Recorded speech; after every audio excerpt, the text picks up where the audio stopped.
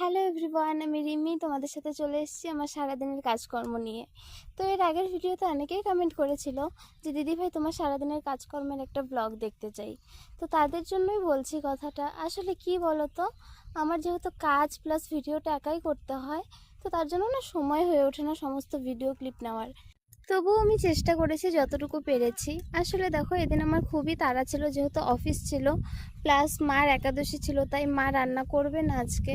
তো আমারই সবটা করতে হয়েছিল। তো সকাল সকালে আমি দেখো রান্না বসিয়ে দিয়েছি, আর এদিকে আমি তাড়াতাড়ি হওয়ার জন্য গ্যাসে ডালটা আর আলুটা সেদ্ধ হতে বসিয়ে দিয়েছি।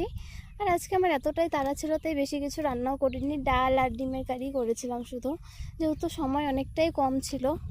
আর এদিকে দেখো আমার স্নান করা কমপ্লিট, এখন শুধু খাওয়া দাওয়া করে বেরোবো। তো তার আগে আমি একটু স্কিনে টোনারটা অ্যাপ্লাই করে নিচ্ছিলাম, যেহেতু হাতে একটুকু সময় ছিল না সেরকমভাবে রেডি হওয়ার। আর এদিকে দেখো আমি খেতে বসে পড়েছি। আর সবচেয়ে বড়ো কথা কি বলো তো, আমার না রান্না করতে কোনো প্রবলেম নেই, আমাকে যত খুশি রান্না করতে তাও কোনো প্রবলেম হয় না। বাট যখনই আমাকে যখন ভাত বেড়ে খেতে হয় না নিজে, এটা আমার ভীষণই বিরক্ত লাগে।